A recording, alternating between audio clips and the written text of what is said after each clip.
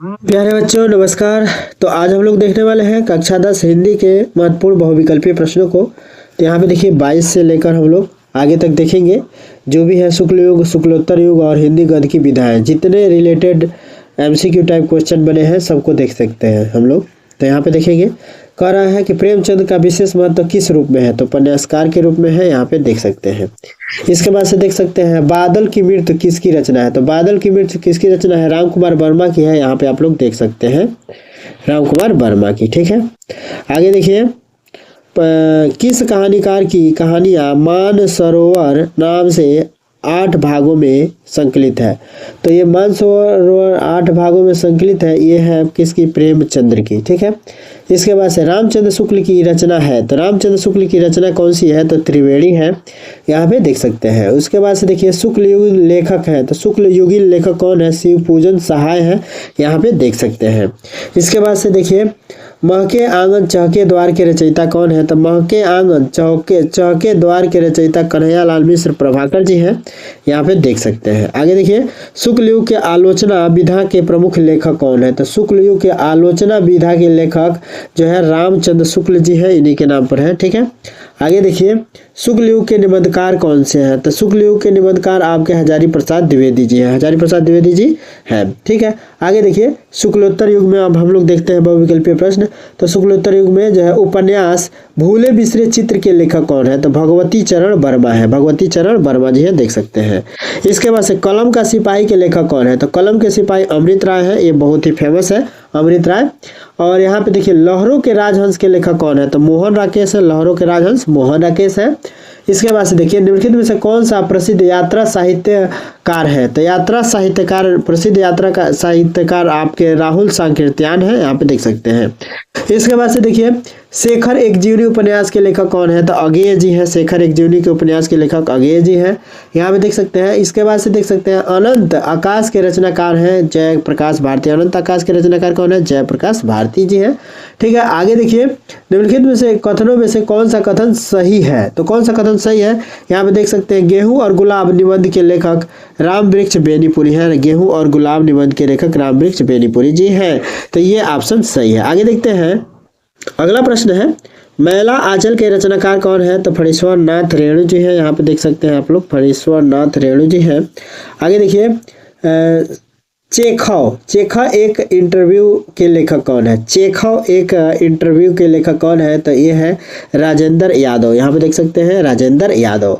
इसके बाद देखिए डॉक्टर राजेंद्र प्रसाद के लेखक कौन है, तो डॉक्टर राजेंद्र प्रसाद के लेखक जो है गांधी जी की देन है, यहाँ पे देखिए गांधी जी की देन। इसके बाद साहित्य और कला के रचनाकार कौन है, तो साहित्य और कला के रचनाकार भगवत शरण उपाध्याय जी हैं, यहाँ पे आप लोग देख सकते हैं। ठीक है, ये वीडियो सिर्फ रिविजन के लिए है, अगर आप लोग पहले से पढ़े हुए हैं तो आप लोग विकल्प अपना चेक कर सकते हैं। ठीक है, यहाँ पे देखिए शुक्लोत्तर युग के लेखक कौन है, तो शुक्लोत्तर युग के लेखक आपके जो है धर्मवीर भारती है जी हैं, इसमें धर्मवीर भारती है। ठीक है, इसके बाद से देखिए रामधारी सिंह दिनकर की रचना कौन सी है, तो रामधारी सिंह दिनकर की रचना संस्कृत के 4 अध्याय है, संस्कृत के 4 अध्याय जी है, संस्कृत के 4 अध्याय है। इसके बाद से देखिए झूठा सच उपन्यास के लेखक कौन है, तो झूठा सच उपन्यास के लेखक कौन है, तो यशपाल जी हैं। अब इसके बाद से देखिए रूस में 25 मास यात्रा वृत्त के लेखक हैं, तो रूस में 25 मास यात्रा वृत्त के लेखक हैं, यहाँ पे देख सकते हैं आप लोग कन्हैयालाल मिश्र प्रभाकर जी हैं।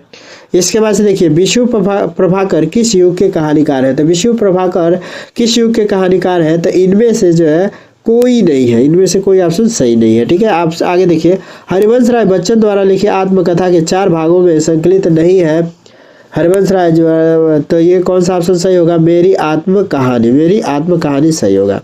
इसके बाद से देखिए लिखी कागद कोरे रचना के लेखक है, लिखी कागद कोरे रचना के लेखक कौन है, तो यहाँ पे देख सकते हैं कन्हैयालाल मिश्र प्रभाकर जी हैं। इसके बाद से देखिए शुक्लोत्तर युगीन लेखक कौन है, तो शुक्लोत्तर युगीन लेखक यहाँ पे देख सकते हैं हजारी प्रसाद द्विवेदी जी है, कौन है, तो हजारी प्रसाद द्विवेदी जी है। इसके बाद देखिए मोहन राकेश का नाटक क्या है, मोहन राकेश का नाटक आधे अधूरे हैं। इसके बाद से देखिए शुक्लोत्तर युग की समय अवधि क्या है, कई बार पूछ चुका है, तो ये जो है शुक्लोत्तर युग की समय अवधि 1938 से 1947 ईस्वी तक चलता है। ठीक है, आगे देखते हैं हम लोग आगे देख सकते हैं रामधारी सिंह दिनकर की रचना नहीं है, तो रामधारी सिंह दिनकर की रचना नहीं है, अजात शत्रु देख सकते हैं। इसके बाद से अगला प्रश्न है गद्यों की, ये हिंदी गद्य की विधाएं से है, तो हिंदी गद्य की विधाएं में गद्यों को कवियों की कहा जाता है, तो गद्यों को कवियों की क्या कहा जाता है, कसौटी कहा जाता है। इसके बाद से देखिए तौलिए किस विधा पर आधारित है, तो तौलिए एकांकी विधा पर आधारित है। आगे देखिए सूरज का सातवां घोड़ा हिंदी साहित्य की कौन सी विधा है, तो सूरज का सातवां घोड़ा हिंदी साहित्य का उपन्यास विधा है, ठीक है। आगे देखिए गबन की विधा है, तो गबन की विधा जो आपका क्या होगा, उपन्यास होगा। गबन की विधा क्या होगा, उपन्यास होगा। गुनाहों का देवता रचना की विधा है, तो गुनाहों की देवता किस रचना की विधा है, तो ये भी जो है क्या होगा, उपन्यास होगा। आगे देखिए त्याग पत्र किस विधा की रचना है, तो त्याग पत्र उपन्यास विधा की रचना है। आगे देखिए झूठा सच किस विधा की रचना है, तो झूठा सच आपका जो है क्या है, उपन्यास है। झूठा सच क्या है, उपन्यास है। नीड़ का निर्माण फिर किस विधा की रचना है, तो ये आत्मकथा है। नीड़ का निर्माण फिर जो है कौन सी विधा है, तो आत्मकथा है। इसके बाद से देखिए तितली कृति की विधा कौन सी है, तो तितली कृति की विधा जो है क्या, उपन्यास है। यहाँ पे देखिए भारत दुर्दशा किस विधा की रचना है, तो भारत दुर्दशा एकांकी विधा की रचना है।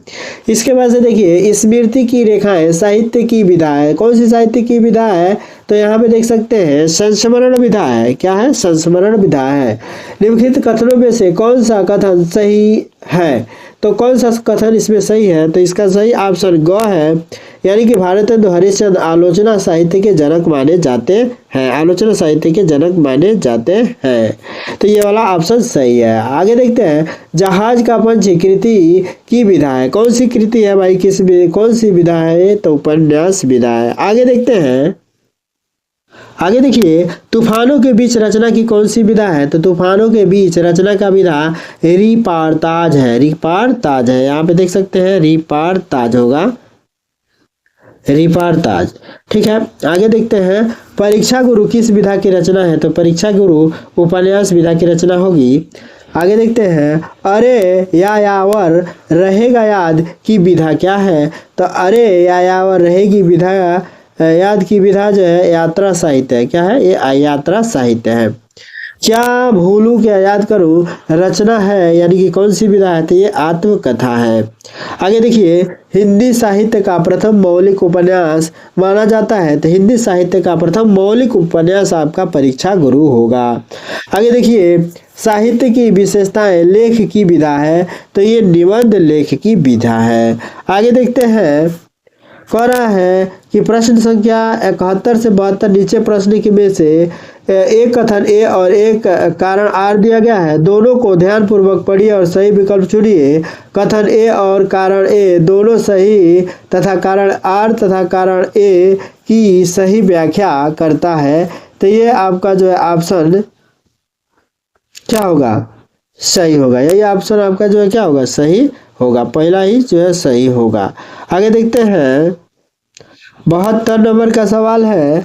72 नंबर में कह रहा है कथन ए शुक्लोत्तर युग को प्रगति युग भी कहा जाता है और कारण जो है आर इस युग के गद्य में केवल श्रृंगार और भक्ति का निर्माण है, तो यह जो है कौन सा जो ऑप्शन सही होगा, तो इसका ऑप्शन ग सही है। फिर आगे देखते हैं हम लोग, तो बस इतना ही है आज के इस वीडियो में, बस इतना ही। फिर मिलते हैं अगले वीडियो के साथ, तब तक के लिए जय हिंद जय भारत।